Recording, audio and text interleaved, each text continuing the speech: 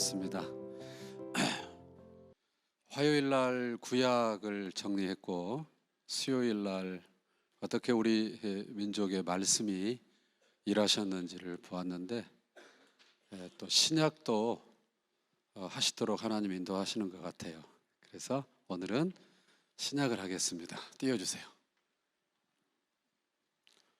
여기 이제 모니터하는 화면이 없다 보니까 제가 자꾸 뒷모습을 보여드리는데요, 양해해 주시기 바랍니다. 구약은 예수님이 오신다는 얘기고, 신약은 예수님이 오셨다는 겁니다. 계시록은 그 주님이 다시 오신다는 거죠. 요한복음 5장에서 예수님은 모든 성경은 나에 대해서 말하고 있다. 그래서 성경은 주제가 예수님에 관한 것입니다. 예수님은 어떤 분이냐? 예수님의 생애가 33년 통상 이렇게 얘기합니다. 그리고 30년은 사적으로, 사생애, 사적으로 우리가 이런 말 할 때 사생애, 그리고 예수님이 이제 공적인 생애, 공생애 이렇게 나눌 수가 있는데요. 한번 눌러보시면 예수님의 시간이 이렇게, 예수님의 일생이 흘러간다 이렇게 생각을 하시고 저걸 따라해 봅시다. X 좌표. 학생들은 학교 다닐 때 많이 공부할 때 나오죠. X 좌표, 시간 좌표다. 그러면 예수님의 사생애와 공생애를 나누는 분기점을 찍겠습니다. 다음, 분기점인데요. 누가복음 3장 23절에 보면은 예수께서 가르치심을 시작하실 때, 즉 공생애를 시작하실 때 30세쯤 되시니라. 그래서 다음 30세를 분기점으로 찍겠습니다. 그러면 30세 분기점 이후는 다음 무슨 생애겠어요? 공생애이겠죠. 30세 이전은 무슨 생애라고요? 사생애. 다음 이렇게 분기점이 나뉩니다. 그래서 예수님의 생애를 통합을 할 때 먼저 분기점을 찍어 놓고 시작을 하자는 거죠. 우리 모두도 분기점이 있어요. 예수님을 인격적으로 만난 날 이전과 이후로 BC와 AD로 딱 나뉘잖아요. 예수님의 분기점도 30세쯤 되실 때 딱 찍자는 거죠. 이게 시간입니다. 그 다음에 공간이 있어요. 다음, 이것은 뭐냐면 예수님께서 사생애 기간 몇 년? 30년 동안 어떤 이야기가 있는가 보여주는 건데요. 예수님의 육신의 부모 요셉과 마리아는 갈릴리 나사렛 출신입니다. 거기서 이제 성령으로 잉태되시죠. 그런데 유대 땅 베들레헴에서 출산하십니다. 눌러주시고, 자, 그런데 왕이 나셨도다, 왕이, 이렇게 하니까 헤롯 왕이 내가 어떻게 로마에다 왕권을 샀는데 왕이 났다고 다 죽여, 유아 살해 명령이 떨어지죠.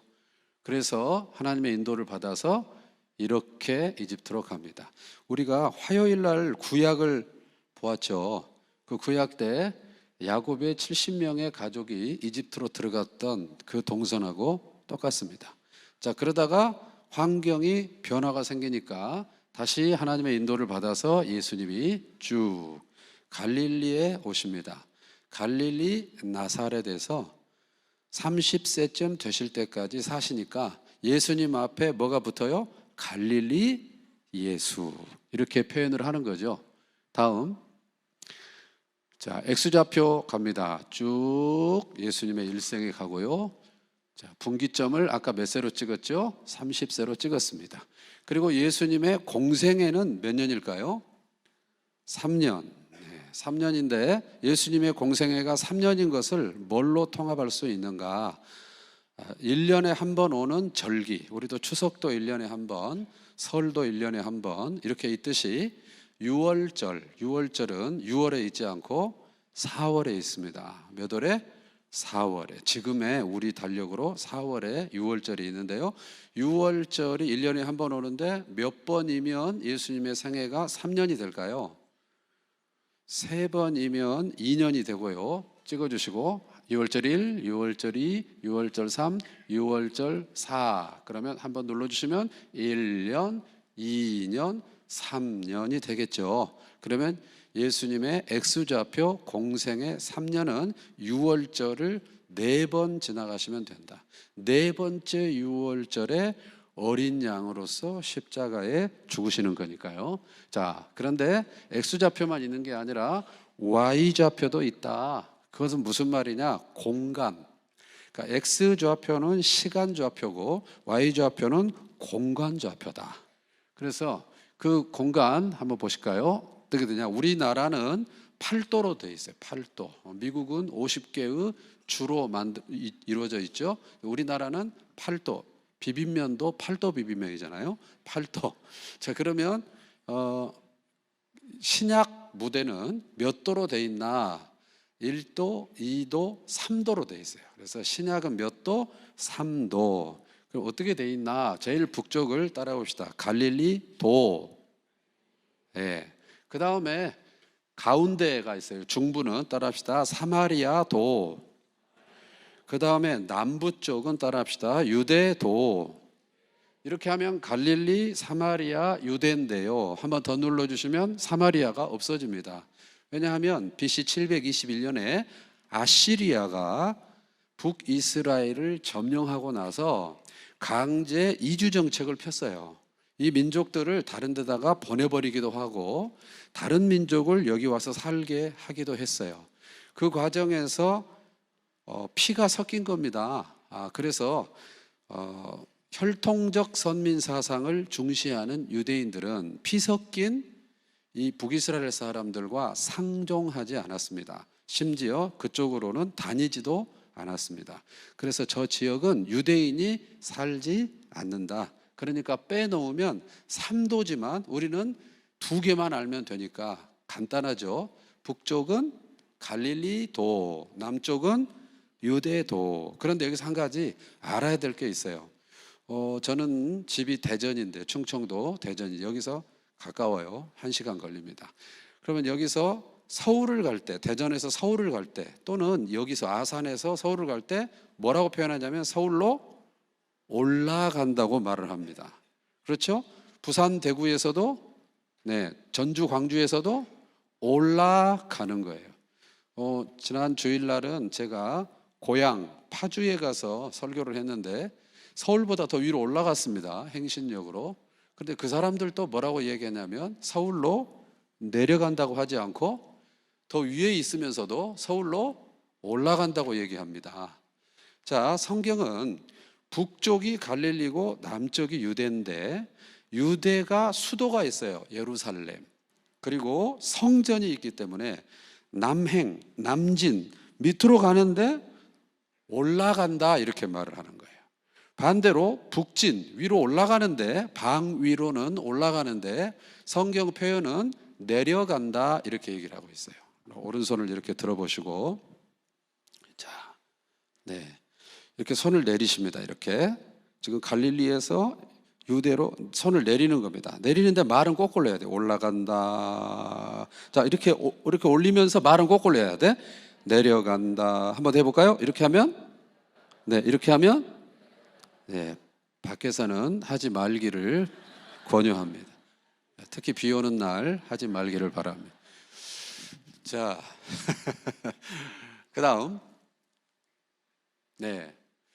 그러면 세례 요한 구약 끝에 있는 마지막 선지자가 누구였죠? 그렇게 하지 말라기였죠. 그 말라기가 뭘 예언했냐면 주가 그의 성전에 임할 것이다. 그리스도의 출현. 그러나 그가 이르기 전에 엘리야를 보낼 것이다. 그래서 오시는 그분의 길을 준비할 거고 사람들을 돌이키게 할 거다. 그리고 약 400여 년의 침묵기, 하나님이 선지자를 보내지 않는 구약 끝에서 신약 시작까지 침묵기가 있단 말이죠. 그 침묵을 탁 깨는 사람, 말라기가 말한 엘리야로 누가 왔냐면 세례 요한이 온 거죠. 엘리야의 승천 장소 저깁니다. 엘리야의 승천 장소에서 엘리야 스타일의 옷을 입었어요. 엘리야는 털 사람이라 약대 털옷을 입었고요. 엘리야가 유기농만 드셨는데 세례요한도 메뚜기와 석청을 먹어요. 자, 그리고 오실 주의 길을 예비하면서 사람들에게 돌이키시오, 천국이 가까웠어. 세례요한이 여기 집회를 하는 겁니다. 1907 집회에 많은 식구들이 모인 것처럼 세례요한 집회 장소에는 많은 인파가 모였습니다. 자, 거기로 예수님께서 갈릴리 나사렛에서 눌러보시면 세례요한 집회 장소로 이동을 하세요. 이렇게 세례요한 집회 장소로. 그래서 세례요한 집회 장소에서 누구를 만나냐? 위에 써져 있습니다.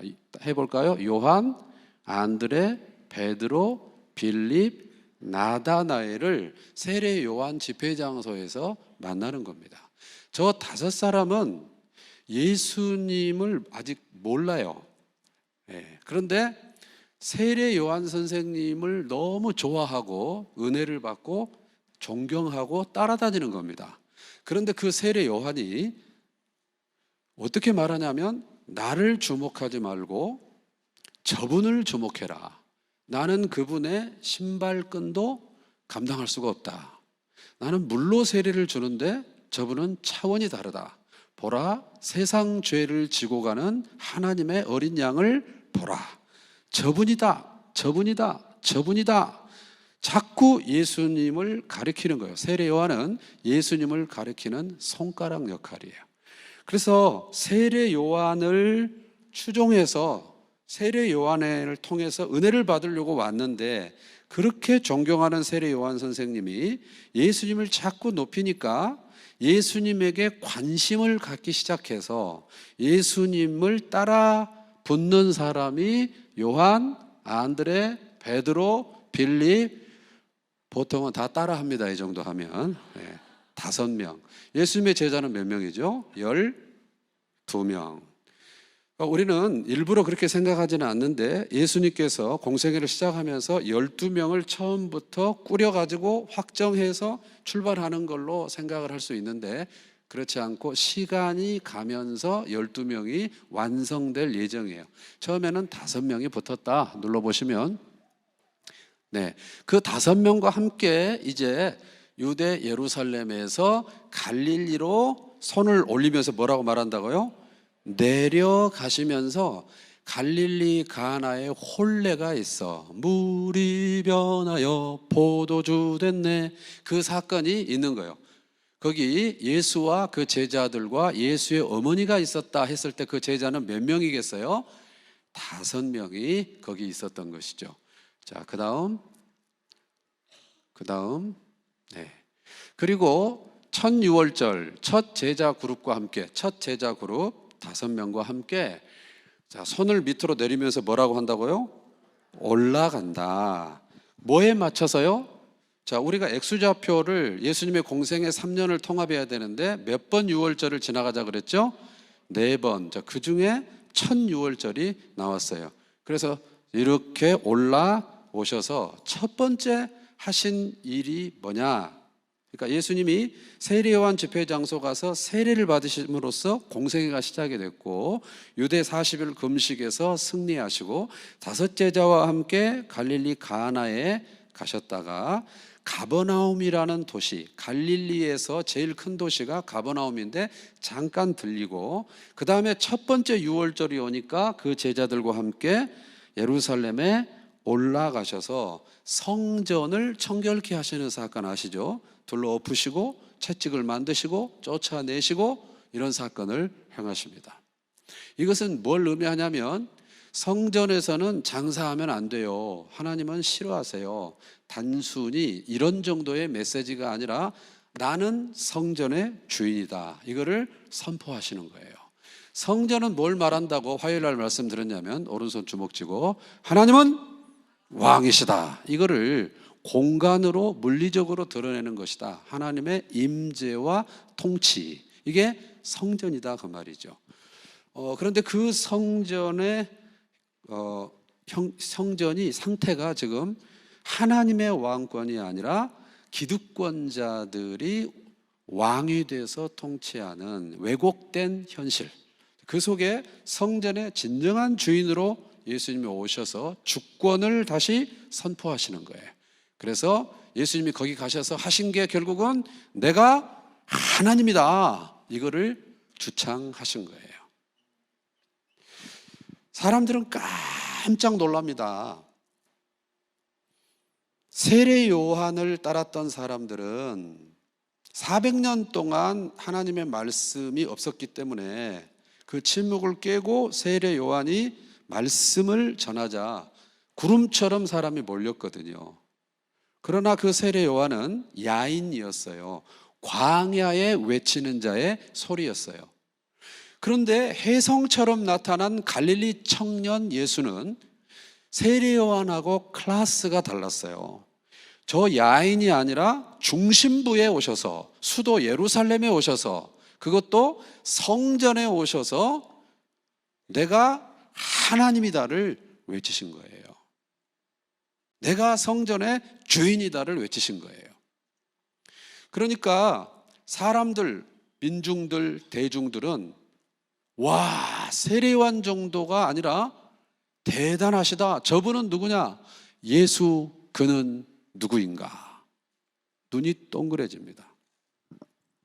그런데 거기 성전에 헤롯과 밀착되고 로마와 밀착돼서 성전을 중심으로 해서 빨대를 꽂아놓고 자기 이권을 쪽쪽 빨아먹고 있는 기득권자들이 있었어요.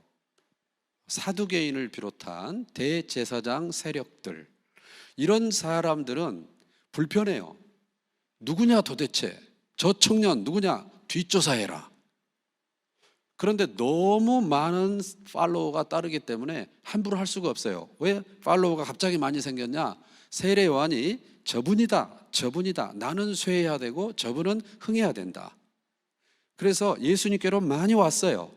그리고 세례 요한은 도끼 설교를 했어요. 이 독사의 자식들아, 도끼가 이미 나무 뿌리에 찍혔다. 심판을 선언했어요. 그러나 생명을 말하지 않았어요. 심판만 선언했어요. 그 쏟아진 심판 메시지 위에 예수님이 오셔서 하나님이 세상을 이처럼 사랑하사 독생자를 주셨으니 이는 저를 믿는 자마다 멸망 아니다, 죽음 아니다, 심판 아니다, 영생이다, 구원이다, 생명이다, 이렇게 외치니까 군중들이 그 예수님께로 확 몰려 있는 거예요.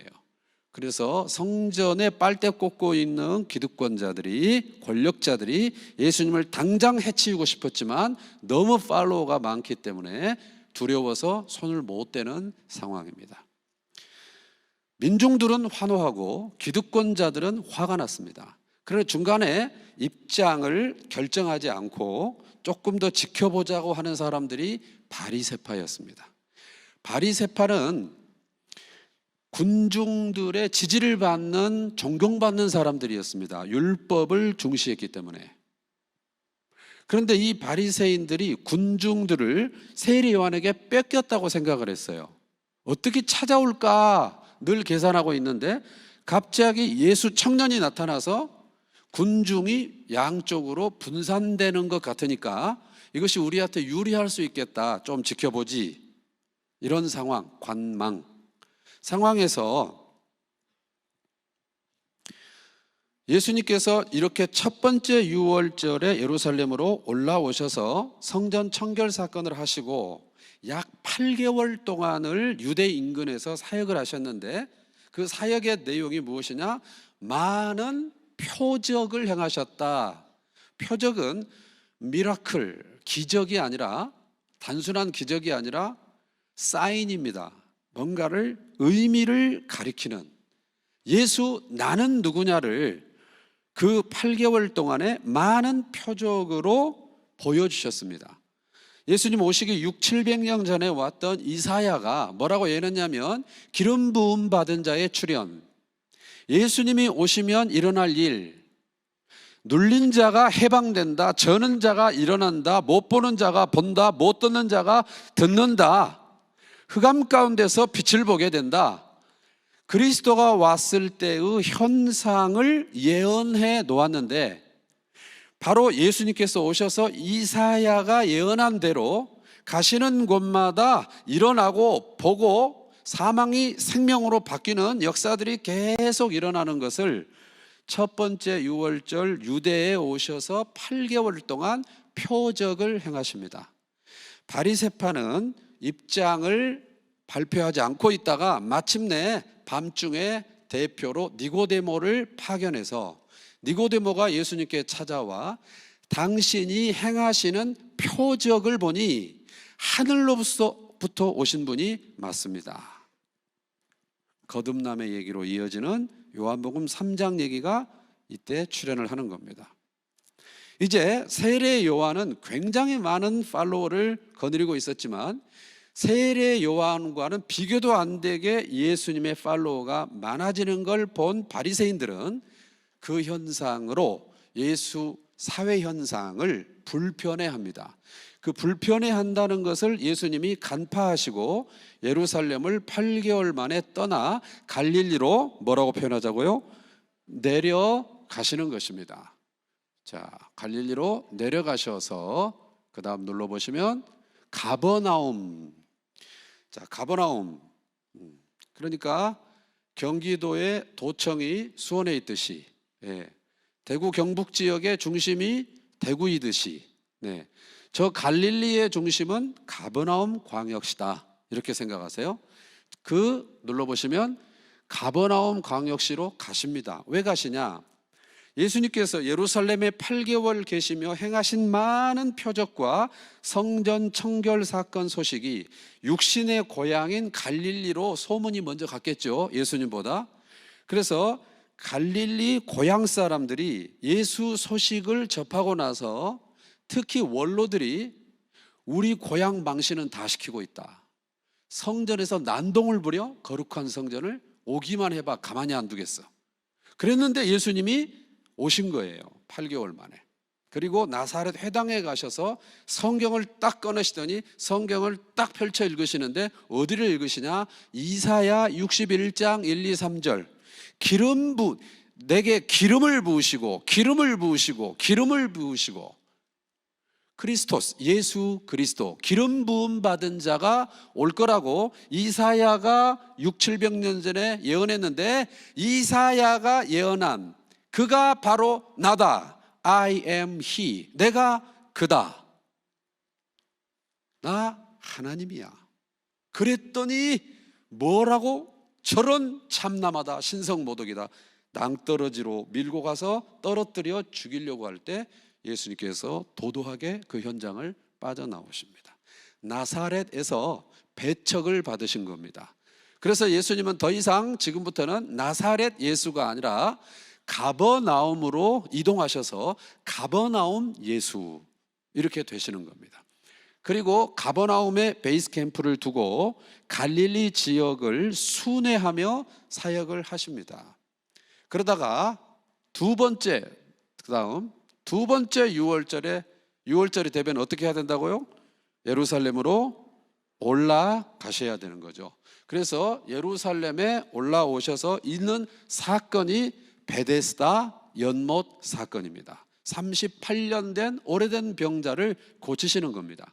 자, 그 현장에 누가 지금 따라붙어 있냐면 이 예수 사회 현상, 예수 인기 폭발 현상을 너무 힘들어하는 바리새인들, 그리고 기득권자들, 사두개인들, 대제사장 세력들, 어떻게 하면 예수를 제거할까 하고 사람들이 따라 붙어 있는 상태, 뭔가 꼬투리를 잡아야 되겠다, 그런 상태에서 예수님께서 두 번째 유월절에 베데스다 연못에 있는 많은 병자 중에 38년 된 병자에게 뭐라고 말씀하시냐면 네 자리를 들고 걸어가라 말씀을 하시는 겁니다. 그 사람이 나았습니다. 38년 동안 아프던 사람이 나았으면 기뻐해야 되는데 그거는 아무 상관도 없고 어떻게 하냐면 오늘이 안식일인데 자리를 드는 노동을 시켜? 오늘이 안식일인데 걸어가라고 그래? 너 안식일을 위반했어. 율법을 위반했어. 이거 심각한 거야. 율법에 의하면 안식일을 어기면 돌로 쳐 죽는 거야. 딱 말을 하는데 예수님께서 사과를 하시는 게 아니라 아버지, 내 아버지께서 일을 하시니 나도 일을 한다. 아버지와 나는 동등하다. 나 성전의 주인이다. 첫 번째 유월절에 말씀하신 것 같이 이번에는 내가 인자가 안식일의 주인이다. 내가 안식일의 주인이다. 나 하나님이야. 똑같이 말씀하셔요. 그러니까 뒷목을 잡는 거예요. 뭐라? 네가 하나님이야? 더 이상 증인도 필요 없어. 죽여! 더욱 죽이고자 합니다.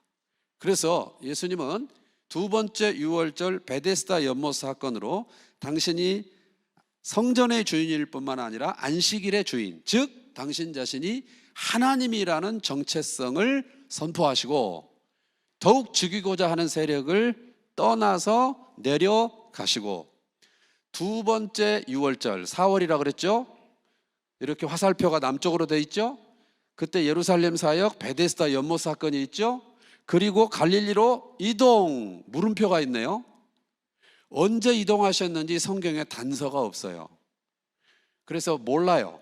그러나 죽이고자 했으니 바로 이동을 했겠죠.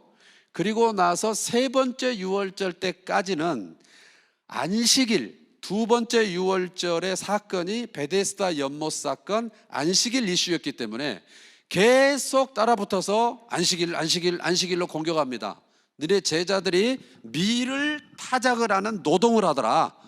계속 트집을 잡습니다.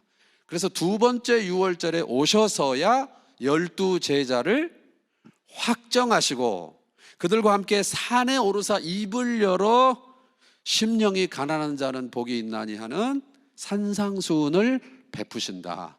그리고 가버나움에 베이스 캠프를 두고 여러 마을로 두루 다니며 순회 전도를 하신다.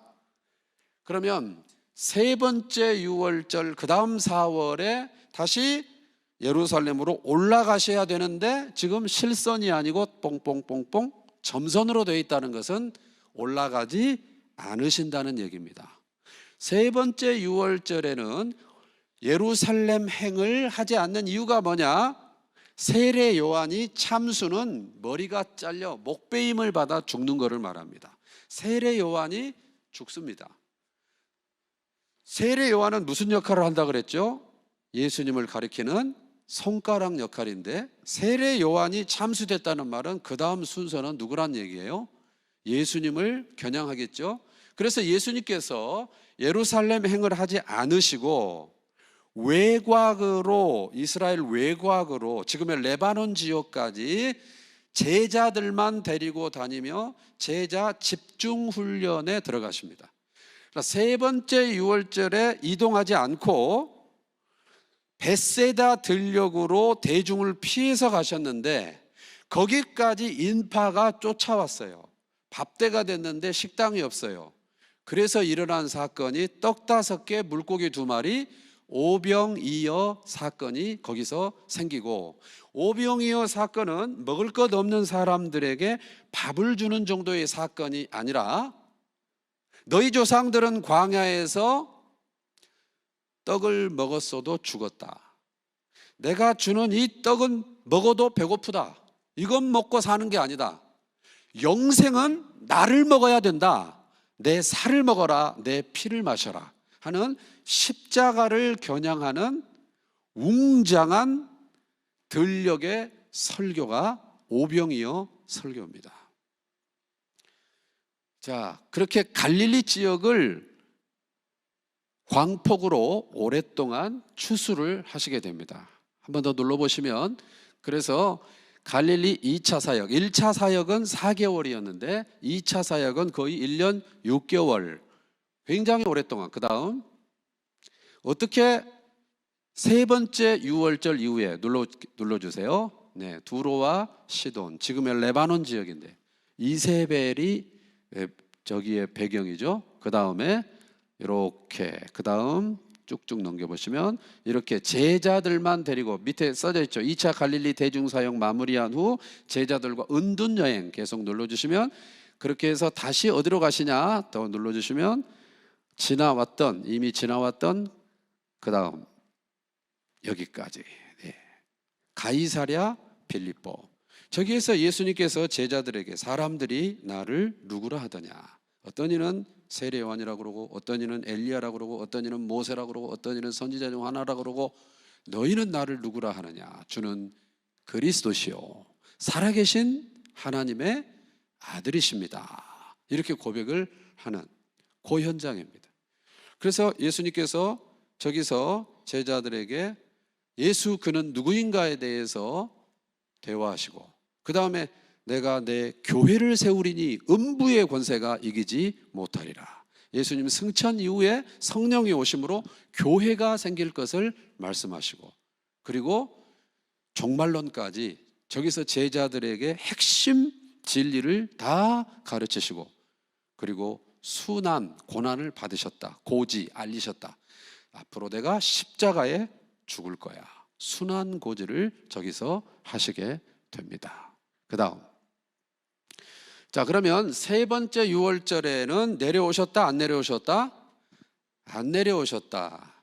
안 내려오시고 대신 일어난 사건이 무슨 사건이다? 오병이어 사건이다. 지금 듣고 계세요? 듣는 척 하고 계세요?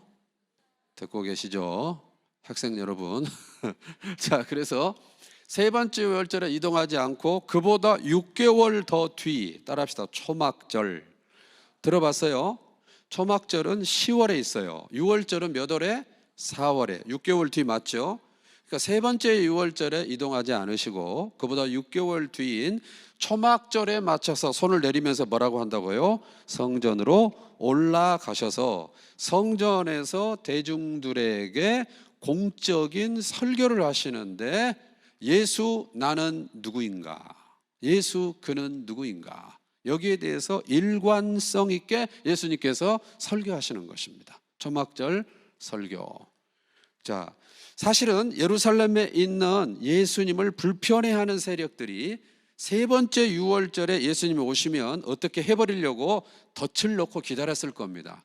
그런데 이동을 안 하시고 외곽으로만 돌았죠. 오라 안 온다 이거지, 이렇게 됐겠죠.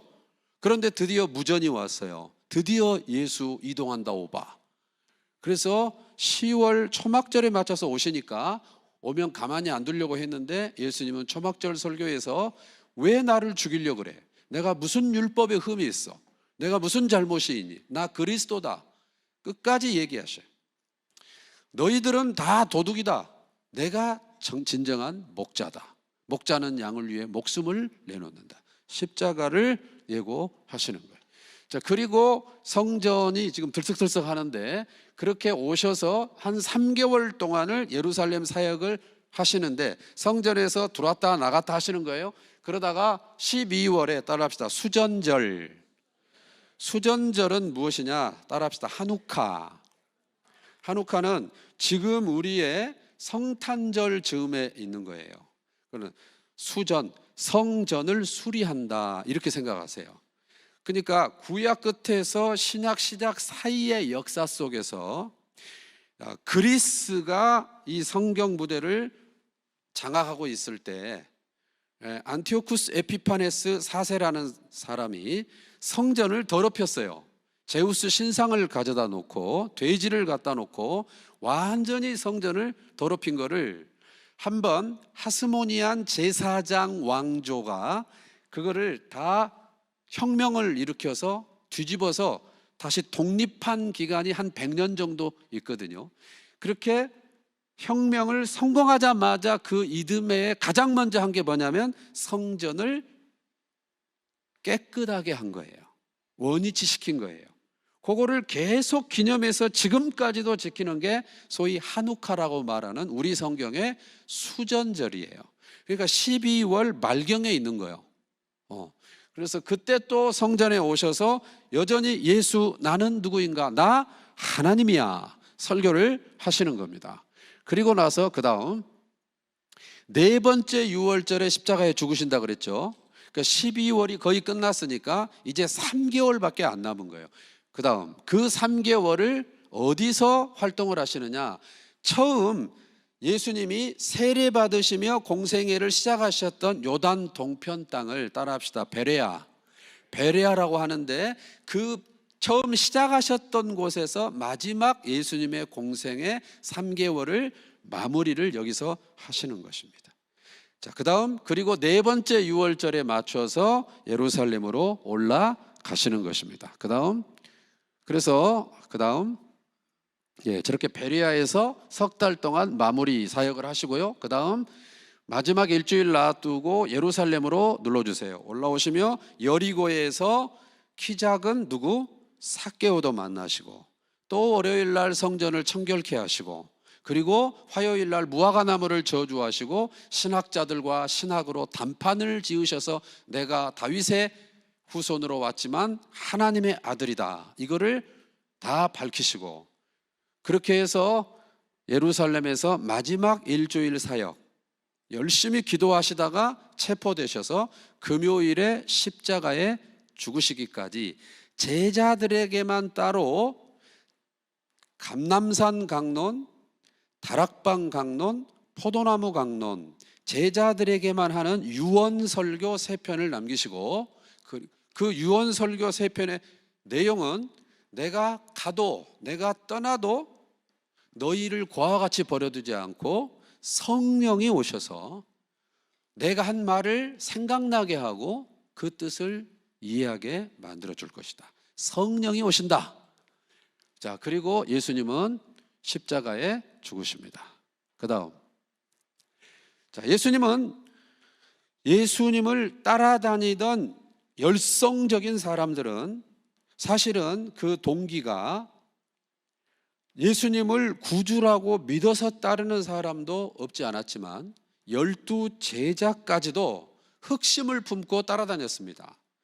예수 혁명 정부, 구테타 혁명이 성공하면 예수 왕으로 옹립하고 우리가 권세를 나눠 갖고 장관이 되고 총리가 돼서 함께 그 권세를, 정치적 현실적 권세를 누릴 꿈을 가지고 따라다녔는데, 예수님이 그 정치범, 유대인의 왕이라는 죄패를 달고 로마에 의해 정치범으로 십자가에 죽으시자 따르던 핵심 인물들조차도 완전히 꿈이 박살났구나 싶어서 흩어지고 마음이 분산이 돼요. 그래서 예루살렘에서 서쪽으로 약 11km 엠마오로 가는 두 제자, 여러분 성경 누가복음 24장에 나오는 거, 그래서 그 두 제자가 서로 예루살렘에서 된 이 모든 일을 이야기하고 갈 때, 예수 얘기하고 갈 때 예수님이 동행하시나 눈이 가리워져 예수를 알아보지 못하게 되죠. 무엇이 그들의 눈을 가렸을까요? 하나님의 아들은 이래야 해 하는 자기들의 패러다임, 자기들의 틀, 프레임, 전제, 그것이 성경 예수 몰라보게 만든 것이죠. 예수 얘기하는데 예수 모르고 있는 기현상. 그때 예수님이 말을 섞고 어떻게 해결을 해주시느냐면 성경을 풀어주시는 것이죠. 그러자 그들의 눈이 열려 그를 알아보게 되고 마음이 뜨거워지고 다시 예루살렘으로 돌아오게 됩니다. 예루살렘에는 예수 제자들이 모여있는 아지트, 사랑방 같은 게 있었는데 거기에 예수님이 두 제자가 와가지고 예수님이 살아나셨다, 우리가 예수님을 만났어, 막 간증을 하고 있는데 거기 예수님이 등장하셨어요. 다 놀라죠.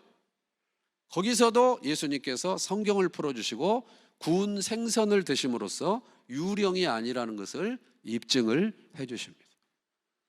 자, 그 다음 제자들이 지금 그런데 이제 예수님은 결국 어떻게 됩니까? 예수님은 부활하셨지만 예수님이 계속 계시는 게 아니라 승천하시죠. 네, 그래서 제자들은 갈피를 못 잡아요. 이제 우리는 어떻게 해야 되는가? 그때 베드로가 나는 고기나 잡으러 갈 테다, 집에서 자꾸 돈 떨어졌다고 연락이 온다. 그래서 베드로가 가는 거예요. 그러니까 다른 제자들은 베드로가 그렇게 결정을 하면 따를 수밖에 없는 베드로에게 힘이 실려 있거든요. 그래서 나도 갈래 어부 출신들이 다 고향으로 귀향을 해버려요. 자, 그 다음 제자들만 이렇게 가 있는 상황. Y좌표 이동. 그 다음 제자 그룹이 다시 예루살렘으로 오게 됩니다. 자, 그 다음 네. 자, 그래서 예루살렘에서 마가 다락방에서 120문도가 열심히 기도할 때 예수님께서 제자들에게 일관적으로 말씀하셨듯이 성령이 그들 가운데 오시면서 교회가 탄생을 하고, 성령이 오신 뒤로, 성령이 오시기 전에 제자들은 비열하고 겁 많고 부인하고 피하고 이랬던 사람들인데, 예수님 말씀처럼 성령이 오시면 증인된다고 하더니 진짜 성령이 오시니까 공회 앞에 서도 이전과는 완전히 다르게 담대하게 그렇게 예수를 전하게 됩니다. 그래서 교회가 하루에 3,000명의 세례를 받을 만큼 예루살렘 초대교회가 급성장을 했습니다. 그러자 그 교회 공동체를 잘 섬기도록 하기 위해서, 특별히 구제 헌금을 잘 관리하도록 하기 위해서 집사 7명을 교회 공동체가 안수하여 세우게 되는데, 그 중에 한 사람이 스데반 집사입니다.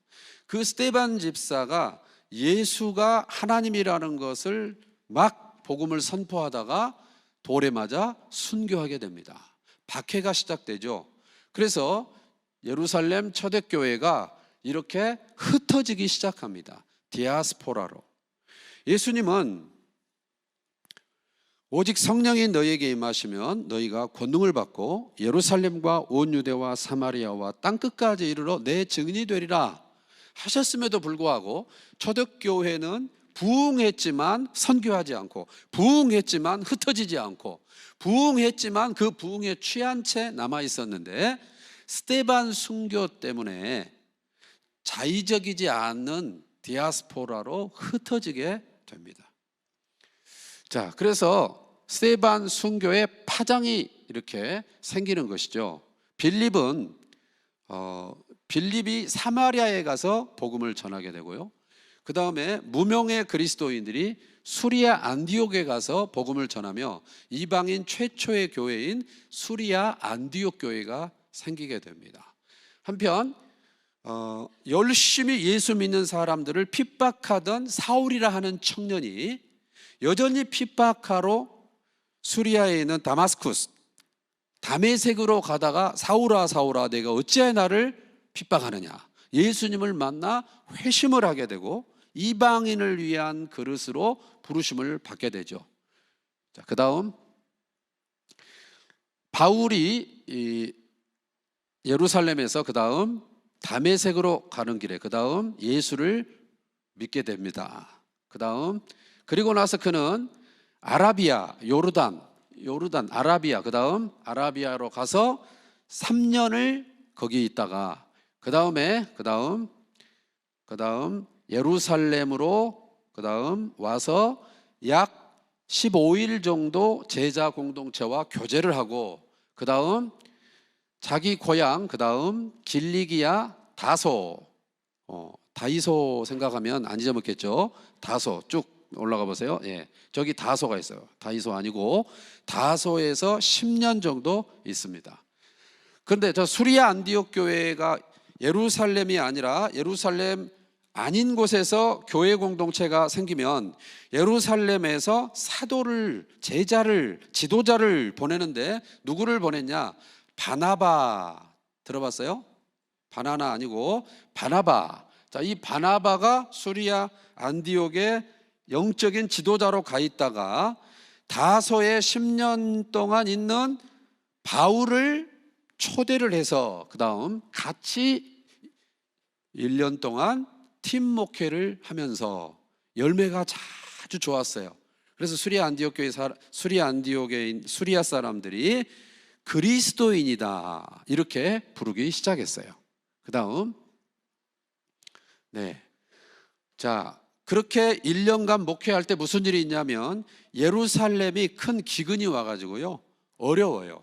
그래서 이방인 교회인 수리아 안디옥 교회가 그 다음 예루살렘 교회를 위해서 연보, 구제 헌금을 모아서 그 다음 예루살렘으로 그 다음 보내게 됩니다.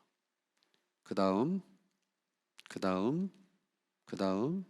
이렇게 바나바와 사울이 헌금을 예루살렘에 전달해주고, 그 다음 돌아올 때 바나바의 조카 마가 요한도 같이 오게 됩니다.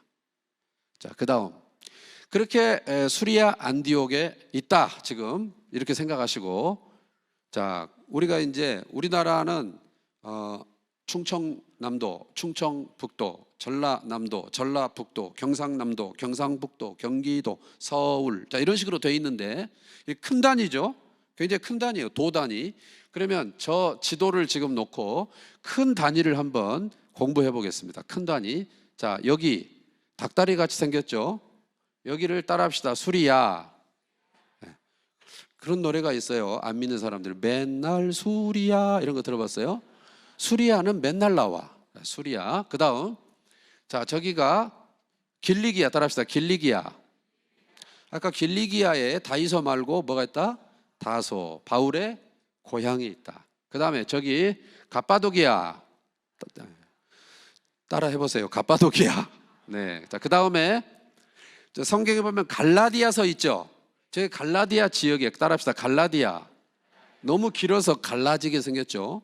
그래서 북갈라디아, 남갈라디아 나눠서 부를 만큼 길어요. 갈라디아. 그 다음 비두니아. 그 다음 본도. 그 다음 여기는 알아야 돼. 여기 지금 조금 PPT가 깨져서 나오긴 하는데요. 여기는 따라합시다. 아시아. 우리는 대륙 아시아예요. 네. 그런데 저기 아시아는 소아시아예요. 소아, 마이너, 소아시아, 아나토리아 반도, 터키, 지금의 튀르키예, 아시아. 그 다음에 아시아의 동남쪽은 부르기아. 그 다음에 루기아. 그 다음에 밤빌리아. 그 다음에 자, 저기는 알아야 돼요. 따라합시다. 마게도냐. 유럽이에요. 유럽. 그 다음에 여기 알아야 돼요. 지금 판이 좀 깨졌어요. 이게 전체적으로 이렇게 와 있다고 생각하시고 일치된다고 생각하시고, 여기는 따라합시다. 아가야. 그리스예요. 헬라. 여러분 그리스 신화 책 보죠? 저기 그리스예요. 그 다음에 저기는 따라합시다. 크레타.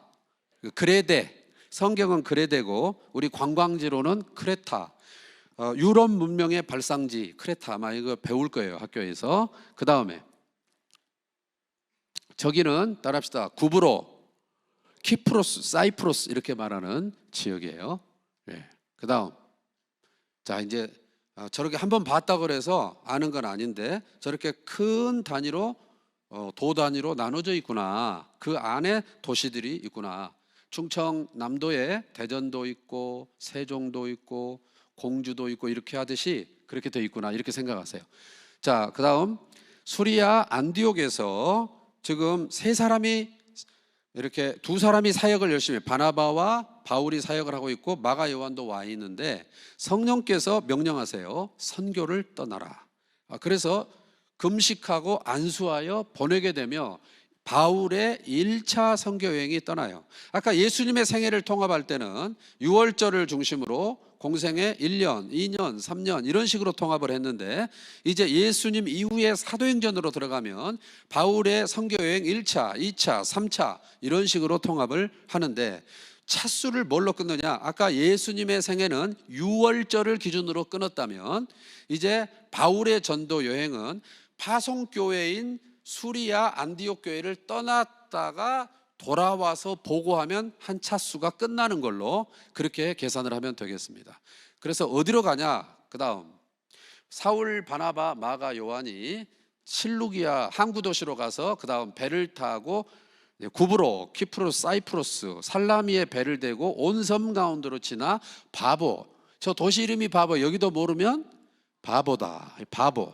저 바보에서 총독이 예수를 믿게 되고 그 다음에 배를 타고 밤빌리아 버가에 갔어요. 저기서 마가 요한이 다락방 우리 집에 갈래 가버려요. 같이 출발했는데 가버리니까 얼마나 힘 빠졌겠어요.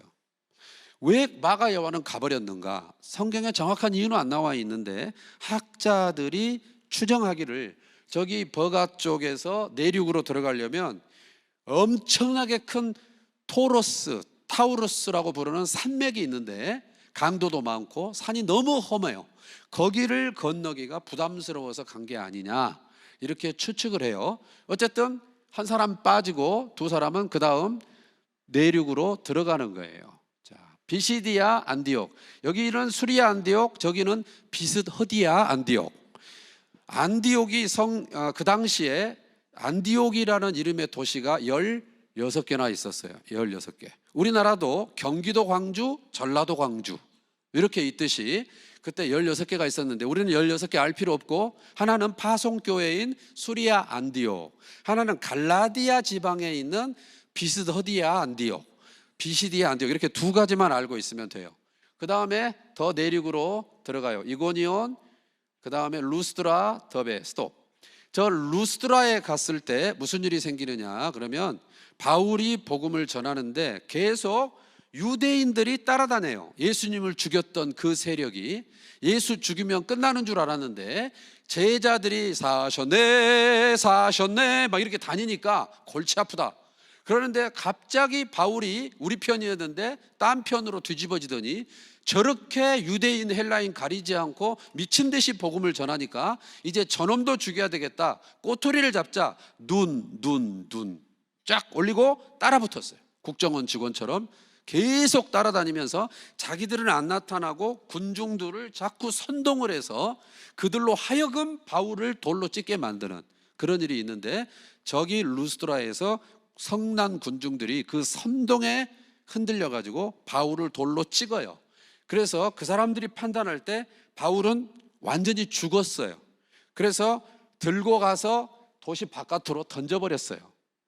학자들은 바울이 삼층천, 즉 천국을 봤다는 자기 고백이 갈라디아에서 나오는데 아마 그때 그 경험을 한 게 아니냐 할 만큼 돌에 맞아 죽었는데, 제자들이 둘러서서 바울을 위해 기도하고 간호를 해서 하나님의 은혜로 바울이 살아나는 겁니다. 자, 그리고 어디까지 가냐? 더베까지 갔다가 더 배는 게 없구나, 뒤로 돌아가는 거예요. 이제 뒤로 돌아가. 그래서 루스드라 거쳐서 이고니온, 사실을 자기를 쳐 죽이려고 하는 소굴로 다시 들어가는 거예요. 저는 이번에 유튜브로 여기 형제들의 자매들의 간증을 시간 나는 대로 듣고 있는데, 다시 강을 건너왔는데 다시 선교사가 되어서 그곳으로 들어가시고 순교하시고 이런 거를 듣고 읽고 정말 복음이 얼마나 놀라운가를 다시 경험을 하고 있는데요. 바울이 꼭 그와 같은 거예요. 자기를 죽이려고 하는, 여전히 살기 등등한 그곳으로 자기가 자기 멱살을 잡고 다시 돌려서 들어간다는 거예요. 사실은 저 더베에서 가던 방향으로 조금만 더 가면 자기 고향 길리기아 다소가 있어요. 자기는 죽다 살았어도 피가 철철 날 것이고 온몸이 부었을 것이고 뻐걱뻐걱 소리가 날 테고 아플 때는 고향일 텐데 자기 멱살을 잡고 다시 자기를 죽이려는 소굴로 들어간 이유는 뭐냐? 예수 믿는 사람 각 개인을 그대로 놔두는 게 아니라 그들을 모아 교회를 이루게 하고, 그리고 각 교회에 리더십을 세워서 그 교회를 계속 섬기게 하려고 자기 몸보다 주님의 몸인 교회를 중시하며 뒤로 돌아가는 거예요. 자, 그래서 어디까지 오냐? 저 버가 옆에 지금 안탈리아라고 부르는 아탈리아에서 배를 타고 슝 가면 1차가 끝나는 것입니다. 1차 때는 바울이 아직 서신서를 쓰지 않았어요. 그리고 그 다음 1차 때 이렇게 해서 개척된 그 다음 지역을 뭐라고 하느냐? 그 다음 항상 저기 해외 무슨 교회? 갈라디아 교회. 아까 우리 봤죠? 갈라지게 생겼다고. 그래서 저기 있는 조그만한 도시들이 다 갈라디아 지역 안에 있기 때문에 1차로 갈라디아 교회가 개척이 됐고 서신서는 나오지 않은 상태다. 끝내야 되는 시간이 넘어버렸네요. 자, 그리고 나서 이제 5분 안에 끝낼게요. 계속해도 돼요? 네. 자, 그 다음에 이렇게 수리아 안디옥으로 왔을 때 무슨 일이 있냐면, 예루살렘에서 거짓 교사들이 안디옥에 와가지고 오직 예수, 이딴 소리 하지 마라. 이방인은 오직 예수가 아니야. 예수만 믿었다고 하나님 자녀가 되는 게 아니고 할례를 해야 돼. 율법. 예수 플러스 율법이야.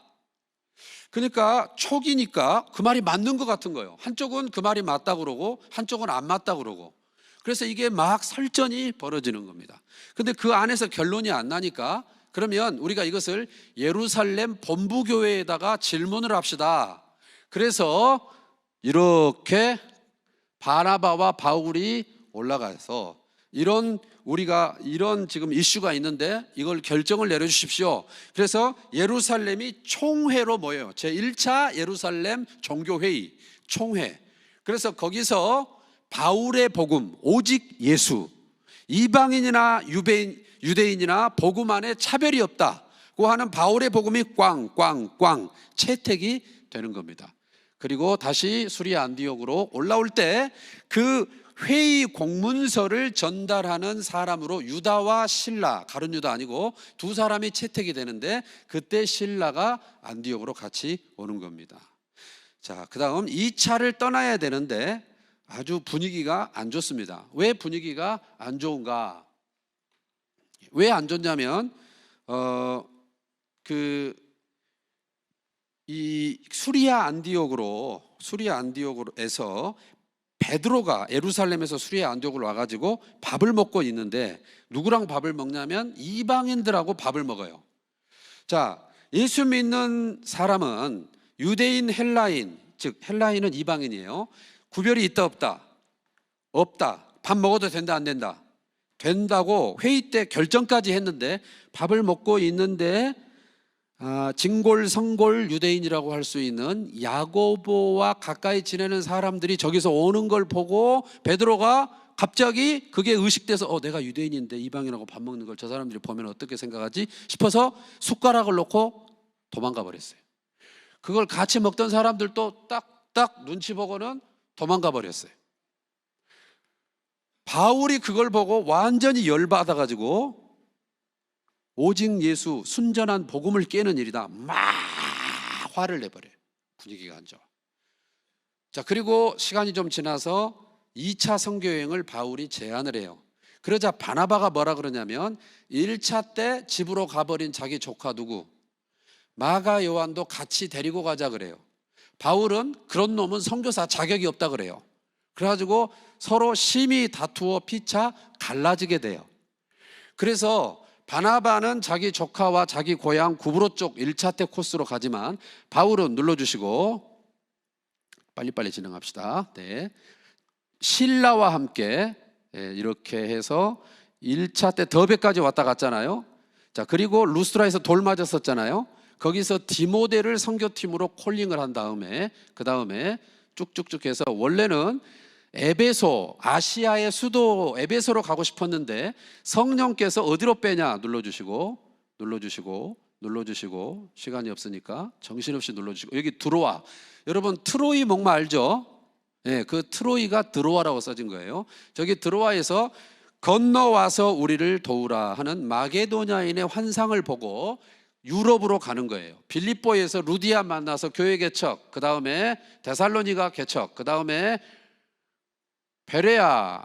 자, 저게 무슨 말이냐면 계속 눈들이 바울을 죽이려고 그러니까 작전을 짜서 실라와 디모데 제자는 저기다 남겨두고 그 다음 바울만 밑으로 쭉쭉 이동을 하는 거예요. 그래서 어디까지 가냐? 그 다음 아텐이 뭐예요? 아테네 올림픽 그리스 아테네. 그 다음에 고린도에 가서 브리스길라 아굴라 부부를 만나게 돼요. 저 브리스길라 아굴라가 텐트 만드는 직업을 갖고 있고 바울도 직업이 그거여서 하숙을 하면서 안식일만 가서 사역을 해요. 자, 그러다가 저기서 실라와 디모데가 눌러주시고 이렇게 내려와요. 그래서 데살로니가 소식을 들어요. 데살로니가 교인들의 믿음이 각처에 퍼졌어요. 소문을 듣고 바울이 너무 기분이 좋아서 입꼬리가 올라가서 편지를 보내는 게 데살로니가 눌러주세요. 전 후서를 쓰게 되는 거예요. 자, 그런데 안 좋은 소식도 들려요. 어디서?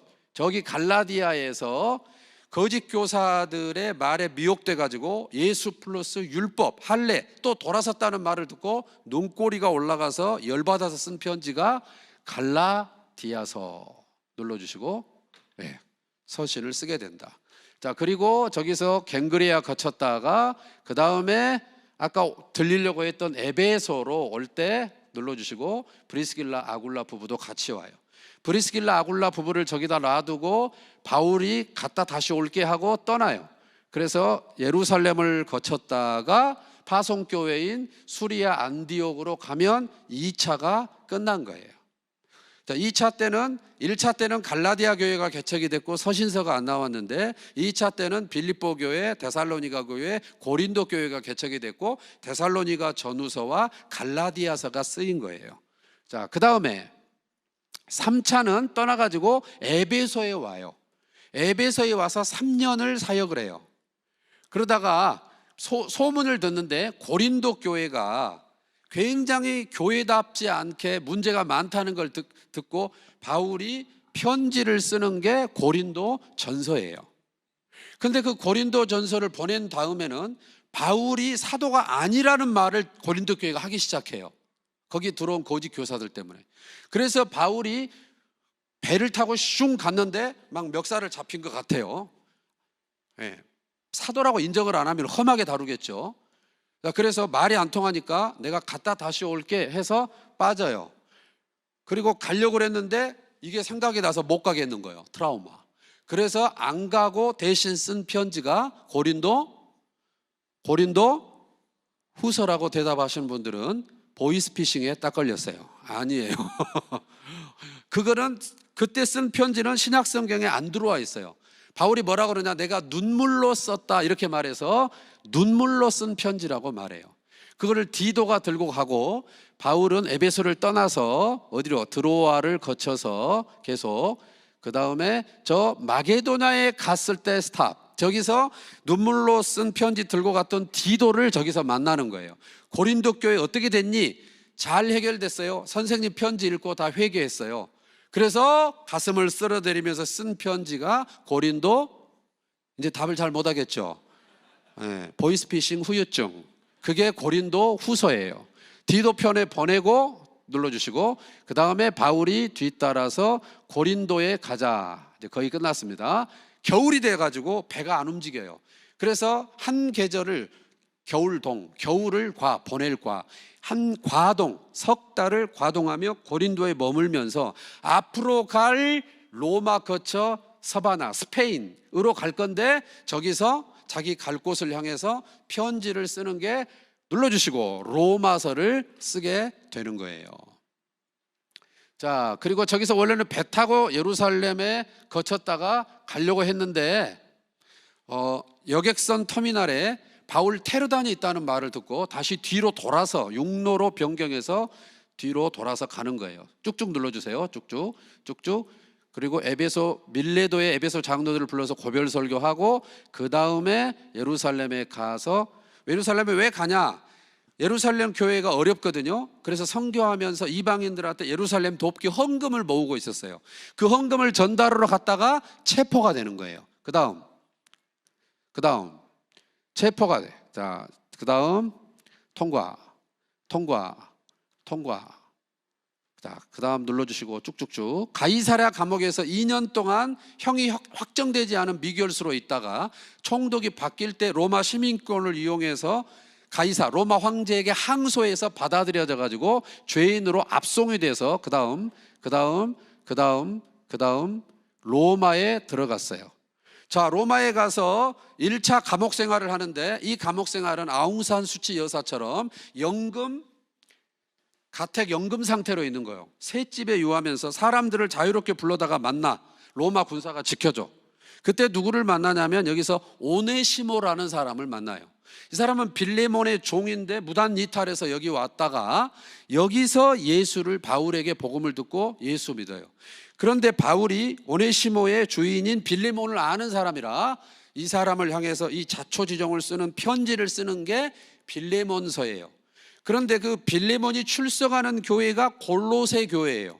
그래서 골로새 지도자에게도 쓰는 게 골로새서예요. 그런데 거기가 다 어디냐? 소아시아예요. 그래서 소아시아 그러면 자기가 3년간 사역했던 에베소가 있기 때문에 에베소 교인들한테도 편지를 쓰는 게 에베소서예요. 빌레몬서, 골로새서, 에베소서는 하나의 묶음이다. 그래서 누가 들고 가요? 두기고와 빌레몬이 들고 간다. 옥중서신, 옥에서 썼다. 한 권이 더 있어요. 빌립보 교회가 바울 옥바라지를 해요. 그래서 이번에도 에바브로디도가 뭘 갖고 왔는데 그가 아팠어요. 다 나았어요. 돌려보내면서 고맙다고 쓴 땡큐 카드가 빌립보서, 골몬, 에필, 이렇게 옥중서신을 남기고 풀려나요. 자유의 몸이 돼요.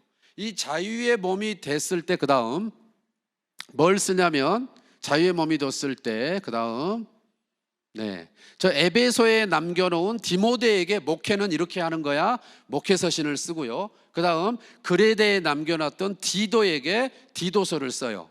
그리고 다시 감옥에 들어가는 게 마메르타인이라는 지하 사형수 감옥에 갇혀서 자기가 임종을 예감하며 마지막으로 디모데야 속히 내게 오라, 드로아에 가면 가보의 집에 내 겉옷과 가죽에 쓴 게 있는데 가지고 와라, 너는 성경에 붙어 살아라 하고 마지막으로 쓴 편지가 디모데 후서. 바울은 퇴장해요. 그 다음 디모데 후서. 그 다음 자, 이게 마지막 장면입니다. 쭉쭉쭉 넘겨버리세요. 사정없이. 신약은 크게 3분의 1, 3분의 1, 3분의 1. 예수님 역사, 사도행전 역사, 요한 역사. 그러면 예수님 역사 봤고요. 방금 사도행전 1차, 2차, 3차, 그 다음에 감옥, 4차 감옥.